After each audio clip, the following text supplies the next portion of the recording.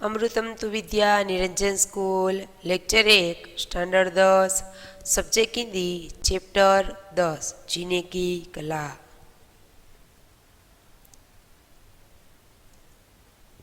आज આપણે પાઠ નંબર 10 જીને की कला એનો અભ્યાસ કરવાનો છે।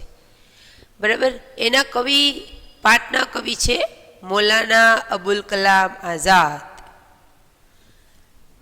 જેનો જન્મ સન 1885, નિધન સન 1958। એનો જન્મ 1885માં થયો હતો અને મૃત્યુ 1958માં થયું હતું। અને મૌલાના અબ્દુલ કલામ આઝાદે આપણા દેશને આઝાદી અપાવવામાં ખૂબ જ મોટો ફાળો આપેલો છે। એને આપણા દેશની આઝાદીની લડતમાં ઘણા બધા કાર્યો કરેલા છે। એ મૌલાના અબ્દુલ કલામ આઝાદ છે। હવે આપણે લેખક પરિચયનો અભ્યાસ કરી લઈએ। જાને માને शिक्षाविद चिंतक मौलाना अब्दुल कलाम आज़ाद। आज़ाद स्वतंत्र भारत के प्रथम शिक्षा मंत्री थे। ये शिक्षाविद शिक्षण में एनु ज्ञान हतुं एटले के छे जाने माने एटले जाणीता बधा लोग कोण कहेवाय शिक्षण मंत्री, जेनुं पोतानुं चिंतन मनन करी अने ई अब्दुल कलाम आज़ाद छे ई प्रथम अपना देश જ્યારે સ્વતંત્ર થયો ત્યારે પ્રથમ શિક્ષા મંત્રી આપણા મૌલાના અબ્દુલ કલામ આઝાદ હતા। આ ખાસ ધ્યાન રાખજો, યાદ રાખજો। એમસીક્યુમાં પણ પૂછાઈ શકે તમને કે પ્રથમ શિક્ષા મંત્રી કોણ હતા, તો કે અબ્દુલ કલામ આઝાદ। બરાબર, અહીંયા આપણા ચેપ્ટરમાં આવે છે એટલે એમાંથી તમને એમસીક્યુ પૂછી શકે। वे प्रखर विद्वान एवं अरबी फारसी के ज्ञाता थे। एक खूब ज प्रचारक महान जाणीता विद्वान था अने अरबी फारसी एनु पण एने ज्ञान हतुं। अरबी फारसी भाषा होती एनु पण एने ज्ञान हतुं। एम साहित्य के क्षेत्र में आप ललित और चिंतनात्मक निबंध लेखक के रूप में जाने जाते थे। साहित्य क्षेत्र में एने ललित निबंध अने चिंतनात्मक निबंध पण लखेला छे। एना माटे ई पोते प्रख्यात था कि आ बे निबंध छे ई अब्दुल कलाम आज़ाद लगता। आपकी दृष्टि से मनुष्य सर्वश्रेष्ठ प्राणी है जिसे अन्य सजीवों से अलग तरह से रहना चाहिए। अहींया लेखक एवुं कहे छे एनी दृष्टिथी माणस छे ए सर्वश्रेष्ठ प्राणी छे। घणा बधा पृथ्वी पर जीवो छे, एमांथी माणस छे ए सर्वश्रेष्ठ प्राणी छे, सजीव छे। एटला माटे एने लेखक एवं कहे छे कि एने पोते अलग रीते जीवવું જોઈએ। दरेक मनुष्य जन्मे छे अने मृत्यु पामे छे। ई दरमियान एनो खोराक मेळवવો, एनुं कार्य करवुं, ई सजीव होय, नानुं जीवजंतु होय के मोटा प्राणी होय, दरेक आ काम करे ज छे। बराबर, पण माणसने भगवाने अलग बुद्धि आपेली छे, पोते अलग रीते जीवी सके छे। एटले अहींया लेखके कीधुं छे कि सर्वश्रेष्ठ प्राणी छे एटले एने पोतानी ओळख अलग मेळववी जोईए एवुं अहींया आपणने कीधुं छे। એટલે આના ઉપરથી આપણે પણ એવું વિચારવાનું કે આપણે આપણી ઓળખાણ અલગ કેવી રીતે બનાવવી અને એના માટે આપણે મહેનત કરવી જરૂરી છે, જે આપણે અત્યારે કરશું। जीने की कला एक आवश्यक कला है। व्यक्ति को इस कला से भलीभांति परिचित होना चाहिए। जीववा माटेनी कला એટલે આવડત જરૂરી છે અને દરેક માણસે આ આવડતથી સારી રીતે પરિચિત થઈ જવું જોઈએ। उसे चाहिए कि जीवन को भलीभांति जिए। દરેક માણસ એવું ઈચ્છે કે આપણે સારી રીતે આપણું જીવન જીવી શકીએ। मरते मरते नहीं जीना चाहिए और मृत्यु के बारे में कभी सोचना नहीं चाहिए। मरता मरता अमुक माणसो जीवता होय छे कि अरे रे मारे तो जीवવું જ નથી, મરી જ જવું है। આવી રીતે મરતા મરતા જીવવાનો કોઈ અર્થ છે જ નહીં। આપણે ભગવાને મનુષ્ય અવતાર દીધો છે તો આપણે અહીંયા મરવાની વાત કરવાની નથી, સારામાં સારી રીતે જીવીને જવાનું છે એવું લેખક કહે છે। અને મરવાના मृत्यु माटे तो कोई दिवस विचारवानुं ज नहीं एवं लेखक कहे छे। हमारे जीवन में हरियाली की आवश्यकता है, सूखेपन या बंजरता की नहीं। આપણું જીવન કેવું હોવું જોઈએ તો કે હરિયાળી, આખી કેવી આપણને પહાડો ઉપર ને અત્યારે ચોમાસામાં મસ્ત મજાની ગ્રીનરી દેખાય, બધું જ લીલુંછમ, એની જરૂર છે. સુખા એટલે કે બંજર જમીન, વેરાન રણની જરૂર નથી. આપણું જીવન જીવવા માટે હરિયાળીની જરૂર છે. खिले हुए पुष्प बहते झरने गाते पंछी और बहती हवा आदि को देख मनुष्य प्रसन्नता का अनुभव कर सकता है. આપણે કુદરતી, આ બધી કુદરતી સંપત્તિ છે, એને બધાને જોઈને આપણે કેટલા ખુશ થઈએ છીએ. આપણે સવારમાં પોરમાં કે સાંજના સમયે જ્યારે પક્ષીઓ ગીત ગાતા હોય છે ત્યારે કેટલું સુંદર, કેટલું મસ્ત વાતાવરણ આપણે ગમે છે. તો આપણે આ બધી કુદરતી સંપત્તિ છે, ખીલેલા ફૂલ એ પણ જોઈને ગમે છે.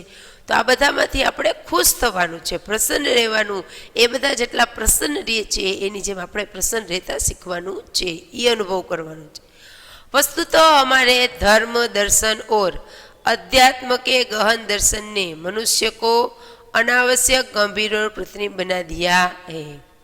અહીંયા કવિ લેખક શું કહે છે? આપણા જીવનમાં ધર્મ દર્શન અને અધ્યાત્મ, બરાબર, આપણે ધાર્મિક દર્શન અને આધ્યાત્મિકતા સાથે એટલા બધા ઊંડાણથી જોડાયેલા છીએ કે માણસ આ ધર્મ અને અધ્યાત્મના કારણે ગંભીર અને કૃત્રિમ બની ગયો છે. એટલા ગંભીરતાથી જીવીએ અને દેખાડો તો કે ખોટો કરીએ. એમ ગંભીર બનીને કેવો દેખાડો કરીએ? ખોટો. બધું સાચું કોઈ બતાવતા હોય તો કોઈ ન બતાવતા હોય, એવા માણસને બનાવી દીધા છે. ઉસે સહજ નહીં રહને દિયા. આપણે સહજ એટલે જેવા છીએ એવા જ બારે દેખાય. અંદરથી મનમાં કાંઈ કપટ કે મનમાં કાંઈ બીજા વિચારને બહાર સારા સારા રહીએ એવું નહીં, પણ આપણે અંદરથી, આત્માથી અને બારે આપણું વર્તન બે સરખું હોવું જોઈએ. એવા લેખક અહીંયા બનવાનું કહે છે. जीवन का लक्ष्य आनंद की प्राप्ति करना होता है, जिसे सिद्ध करने में ही लगे रहना चाहिए. આપણા જીવનનું એક જ લક્ષ્ય હોવું જોઈએ કે આપણે હર સમય, હર પલ આનંદમાં જીવીએ, અને એને સિદ્ધ કરવા માટે આપણે કાયમ સતત એમાં ઓતપ્રોત રહેવું જોઈએ. હવે આપણે પાઠનો પરિચય મેળવશું. હવે શરૂ થઈ છે પાઠ. लोग सदा इस खोज में लगे रहते हैं कि जीवन को बड़े बड़े कामों के लिए काम में लाए. શું કહે છે? માણસો હંમેશા એવો વિચાર કરે છે કે આપણે આપણા જીવનને કંઈક મોટા કામો માટે કામમાં લગાડવું જોઈએ. मगर वे यही नहीं जानते कि यहाँ सबसे बड़ा काम खुद जीवन है, अर्थात जीवन को हंसी खुशी में काट देना. માણસ દરેક એવું વિચારે છે કે મારે કંઈક મહાન કામ કરવું છે ને મહાન બનીને જવું છે, પણ એવું નથી વિચારતા કે અહીંયા મોટુંમાં મોટું કામ શું છે? તો કે જીવન જીવવાનું. બરાબર, જીવન જીવવું એ જ એક મહત્વનું કામ છે. અને કેવી રીતે જીવવાનું? તો કે હસી ખુશીથી, એમ હસતા હસતા આનંદથી જીવન જીવવું એ એક મહત્વનું ને મહાન કામ છે. यहाँ इससे ज़्यादा सरल काम कोई नहीं है कि मर जाए और इससे ज़्यादा विकट काम कोई नहीं है कि जीते रहे. લેખક શું કહે છે અહીંયા કે સૌથી સરળ કામ કયું છે? તો કે મરી જવું. મરી જવું એ કંઈ મહાન કામ નથી, પણ મરી જવું એ સૌથી સરળ કામ છે. ને સૌથી અઘરું કામ કયું છે? તો કે હસી ખુશી સારી રીતે જીવન જીવતા રહેવું એ જ સૌથી અગત્યનું અને અઘરું કામ છે, એવું લેખક કહે છે. जिसने यह मुश्किल हल कर ली उसने जीवन की सबसे बड़ी गुत्थी सुलझा ली. એટલે લેખક એવું કહે છે કે અહીંયા જે વ્યક્તિએ આ ઉલઝન જીવવું છે સારી રીતે હસી ખુશીથી એ શીખી લીધું તો એના માટે કોઈ પણ કામ મુશ્કેલ નથી. मेरा ख्याल है प्राचीन चीनियों ने जीवन की समस्या को ठीक समझा था. લેખક શું કહે છે? પોતે એવું કહે છે કે મારો એક વિચાર છે એમ કે પ્રાચીન સમયના જે ચીની હતા એની સમસ્યાને સારી રીતે સમજી હતી. એક પ્રાચીન ચીની वाक्य में पूछा गया है दुनिया में सबसे बुद्धिमान आदमी कौन है. અહીંયા લેખક એવું કહે છે કે એક પ્રાચીન ચીની વાક્ય છે, એમાં પૂછેલું છે કે સૌથી બુદ્ધિશાળી માણસ કોણ છે. फिर जवाब दिया है, પછી પાછું એને જ જવાબ આપ્યો છે, जो सबसे ज्यादा खुश रहता है. પ્રશ્ન પૂછેલો છે અને પ્રશ્નનો જવાબ છે કે જે માણસ સૌથી વધારે ખુશ રહે છે એ સૌથી બુદ્ધિશાળી માણસ છે. इससे हम चीनियों का जीवन संबंधी दृष्टिकोण समझ सकते हैं। એટલે કે જ્યારે આ વસ્તુ આપણે આ પ્રશ્ન અને એનો જવાબ જાણીએ છીએ એના ઉપરથી આપણે એવું નક્કી કરી શકીએ છીએ કે જાણી શકીએ છીએ કે ચીનીઓનું જીવનનો દૃષ્ટિકોણ ખૂબ જ સારો છે, એનો દૃષ્ટિકોણ કેવો છે, એ કેવી રીતે જીવે છે, એ આપણે આ પ્રશ્ન જવાબ ઉપરથી જાણી શકીએ છીએ। अगर आपने संसार की हर स्थिति में प्रसन्न रहने की कला सीख ली है तो विश्वास कीजिए कि आपने जीवन का सबसे महान काम सीख लिया है। શું કહે છે લેખક કે જો આપણે સંસારની કોઈ પણ પરિસ્થિતિમાં ખુશ રહેવાનું શીખી લીધું છે તો તમે વિશ્વાસ કરજો કે આપણે જીવવાની સૌથી મોટામાં મોટી કળા આપણે આવડી ગઈ છે। ગમે એ પરિસ્થિતિ હોય આપણે શું કરીએ છીએ તો કે થોડુંક દુઃખ આવે તો હેરાન પરેશાન થઈ જાય છે, મને તાવ આવ્યો ને મને શરદી થઈને મને આમ થયું ને એના કારણે આપણે દુઃખી થઈ જાય છીએ। પણ એવું નથી, આપણે એ પરિસ્થિતિમાં પણ ખુશ અને સુખી રહીને જો એનો સામનો કરીએ ને તો આપણે સારામાં સારું ને સાચું જીવન જીવી ગયા એવું નક્કી થઈ જાય છે। अब इसके बाद इस सवाल की जरूरत ही नहीं रही आपने और क्या क्या सीखा है। હવે આપણે આગળ એક પ્રશ્નની જરૂરિયાત જ નથી કે આપણે આગળ શું શું શીખવું છે, કઈ કઈ વસ્તુ શીખેલી છે, કારણ કે તો કે આપણે ગમે એવી પરિસ્થિતિમાં ખુશ રહેવાનું શીખી ગયા પછી આગળ બધું ઓટોમેટિક જ આવડી જાય, પછી આગળ કોઈ પણ સવાલનો પ્રશ્ન જ રહેતો નથી। खुद भी खुश रहिए और दूसरे से भी कहते रहिए कि अपने चेहरे उदास न होने दें। શું કહે છે લેખક? એવું કહે છે કે આપણે પોતાને પણ ખુશ રહેવાનું, પહેલાં આપણે ખુશ રહેવાનું, પછી આપણે બીજાને કહી શકીએ ને કે તમે પણ ઉદાસ ન રહેતા, એમ તમે પણ ખુશ જ રહેજો, એવું કહીએ કહી શકીએ તો કે આપણે ખુદ ખુશ રહીએ તો, એટલે કહે છે કે આપણે પણ ખુશ રહેવાનું અને બીજાને પણ એ કહેતું રહેવાનું કે તમે પણ ઉદાસ ન રહ્યો, તમારો ચહેરો એટલે કે તમારો ચહેરો પણ પ્રફુલ્લિત પ્રસન્ન રાખો। આજકલ કે એક ફ્રાન્સિસ લેખક આદરી ગીત, અહીંયા લેખક એક ઉદાહરણ દ્વારા સમજાવ્યું છે કે એક ફ્રાન્સિસ આદરી ગીત છે એ ફ્રાન્સિસનું નામ છે कि एक बात मुझे बहुत भाई जो उसने अपनी आप बीती में लिखी थी। આજકાલ એક ફ્રાન્સિસ આદરી ગીતે ખૂબ જ એની વાત લેખકને ગમી અને એ કેમાં લખેલી હતી તો કે પોતાની આપબીતી એટલે કે પોતાની આત્મકથામાં લખેલી હતી। खुश रहना केवल एक जरूरत नहीं है, यह एक नैतिक उत्तरदायित्व भी है। અહીંયા આદરી ગીતે શું લખ્યું છે પોતાની આત્મકથામાં તો કે ખુશ રહેવું એ ખાલી આપણી જરૂરત નથી કે આપણને મજા આવે ને આનંદ આવે એટલે ખુશ રહી, નહીં, આપણું નૈતિક उत्तरदायित्व છે, આપણી એક નૈતિક ફરજ છે। मतलब यह कि हमारे व्यक्तिगत जीवन का प्रभाव हमें तक सीमित नहीं रहता, वह दूसरों को भी पकड़ता है। એનો મતલબ શું કીધું છે લેખકે કે આપણું વ્યક્તિગત જીવન આપણા લગી જ સીમિત નથી, આપણા માટે જ નથી, આપણે ખુશ છીએ કે દુઃખી છે એનો પ્રભાવ આપણા પૂરતો જ નથી, એનો પ્રભાવ બીજાઓ પર પણ સારી રીતે પડી શકે છે। या यूँ कहिए कि हमारे सुख दुख की छूत दूसरों को भी लगती है। कायम कही सकिए कि આપણે સુખી છીએ કે દુઃખી છીએ એની છૂત એટલે એની અસર બીજા ઉપર પણ પડી શકે છે। इसलिए हमारा कर्तव्य है कि न आप उदास हो न दूसरों को उदास करे। એટલા માટે અહીંયા લેખકે કીધું છે કે આપણું પહેલું કર્તવ્ય એ છે કે આપણે ખુદે ઉદાસ નહીં રહેવાનું અને બીજાને પણ ઉદાસ કરવાના નહીં। આપણે ખુદ ઉદાસ રહીએ તો આપણા ઘરના પરિવારના દરેક સભ્યો ઉદાસ રહે છે, આપણું ઉદાસ ચહેરો જોઈને એ પણ ઉદાસ થઈ જાય છે, દુઃખી થઈ જાય છે। એટલા માટે કીધું છે કે આપણો ઉદાસ ચહેરો બીજાને પણ ઉદાસ કરે છે, એટલે આપણે ખુદે ઉદાસ નથી થવાનું અને બીજાને પણ કરવાના નથી।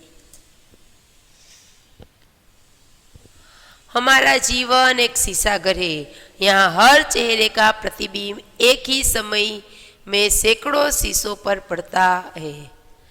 શું કીધું અહીંયા લેખકે? આપણું જીવન એક शीशाघर એટલે કાચનું ઘર, જ્યાં એક આખો ઘર છે એ કાચનું હોય, એના કારણે શું થાય તો કે એક જ ચહેરો જે એક ચહેરો અહીંયા ઊભો છે એ કેટલા બધા કાચો ઉપર એનો પ્રતિબિંબ એટલે એનો ફોટો છે અહીંયા દેખાય છે, બરાબર।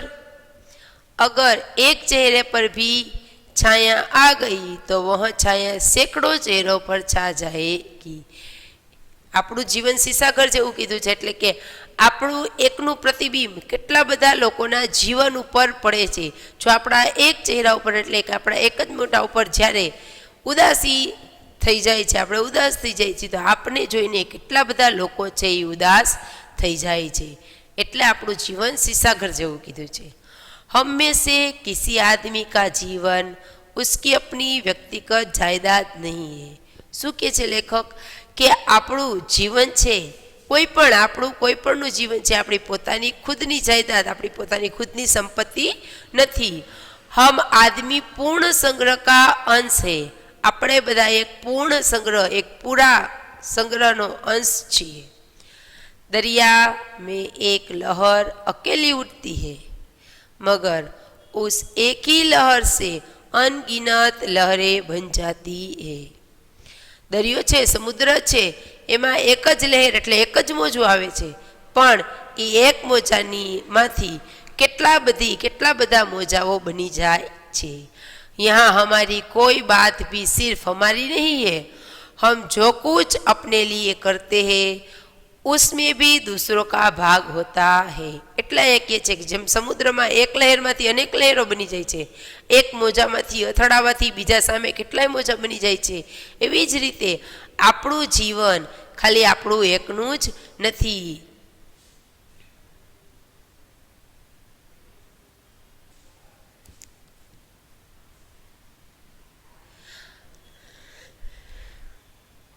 આપણું જીવન આપણું એકનું જ નથી, આપણા જીવનની સાથે ઘણા બધા બીજા લોકો પણ જોડાયેલા હોય છે, ઘણા બધા બીજા લોકોનો પણ ભાગ હોય છે।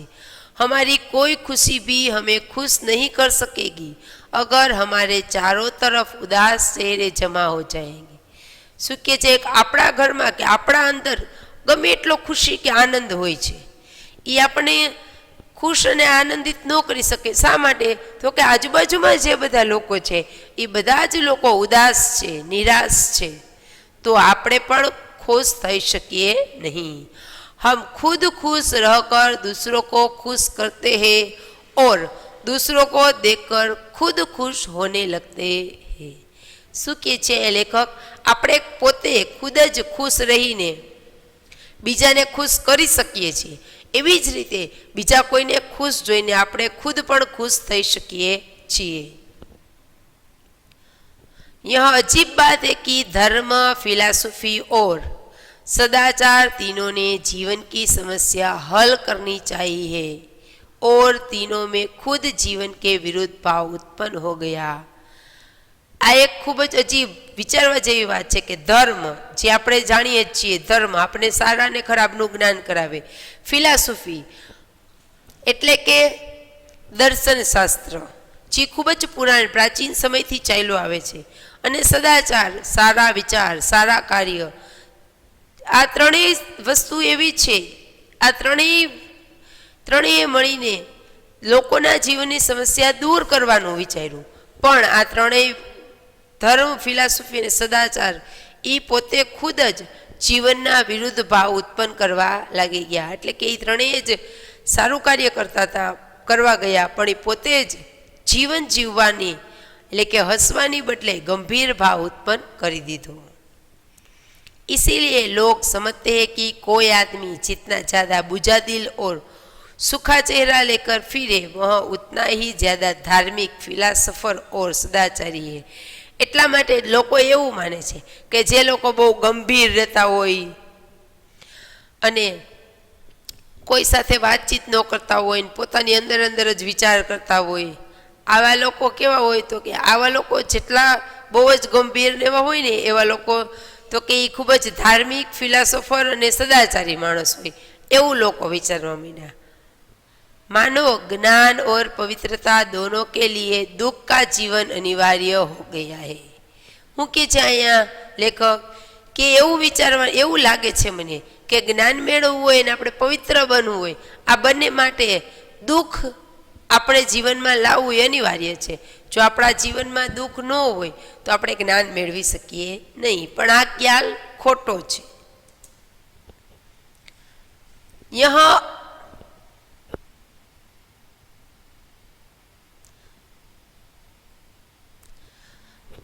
माना कि जिन गुत्थियों को दुनिया सैकड़ों वर्षों के सोच विचार से भी नहीं सुलझा सकी, आज हम उन्हें हंसी ठट्टे के 4 शब्दों से हल नहीं कर सकते. શું કે છે લેખક કે આપણે એવું વિચારીએ કે વર્ષોથી દુનિયા છે એ આ બધા પ્રશ્નોનું સોલ્યુશન લેવાનું વિચારે છે, પણ એ પ્રશ્નનું સોલ્યુશન લઈ આવી શકતા નથી. પણ આપણે જ્યારે હસી મજાક કરીએ છીએ, हंसी अने प्रश्न सोल्यूशन नहीं ले आ सकता शू, मगर यह तो मानना पड़ेगा कि यहाँ सत्य की ओर से आंखें बंद नहीं की जा सकती. शू के छे परंतु ये तो मानवू ज पड़शे. जे सत्य छे ई सत्य थी आपणे मोटुं फेरवी शकशुं नहीं. आंख बंद करी देवुं तो कई सत्य थोड़ुं भूलाई जवानुं छे. एम सत्य तो सामे देखावानुं ज छे, आपणी आंख बंद छे, सत्य तो सामे ज छे एवुं कहे छे. एक भक्त, एक साधु, एक फिलसफर का सूखा चेहरा बनाकर हम उस चित्र में नहीं खप सकते जो प्रकृति के विश्वकर्मा हाथों ने यहाँ खींच दिया है. हूँ के छे लेखक हूँ करवाने ने कीधुं सत्यथी आँखों बंद करवी जोईए एटला माटे के आपणे एक भक्त थई जाए, एक साधु बनी जाए के एक फिलसफर बनी जाए तो एना कारणे आपणे केवो चेहरो लईने फरशुं? गंभीर. सूखा हुआ एटले गंभीर, खुशी वगरनो चेहरो, आनंद वगरनो चेहरो. तो ई चित्र આપણે કોઈ પણ રીતે સ્વીકારી શકીએ નહીં, કારણ કે અહીંયા પ્રકૃતિ એટલે કુદરતે, વિશ્વકર્મા ભગવાને પોતાના હાથેથી જે કુદરતી વાતાવરણ બનાવ્યું છે એ ખૂબ જ જુદું જ છે. जिस चित्र में सूरज का चमकता हुआ मस्तक, चांद का हंसता हुआ चेहरा, तारों की झलमलाती हुई आंखें, पेड़ों का नृत्य, पंछियों का संगीत, बहते हुए पानी की तरंगे, खिलते हुए फूलों की बहारें अपनी शोभा दिखा रही है, वहाँ हम एक बुझे हुए दिल और सूखे हुए चेहरे के साथ स्थान नहीं पा सकते.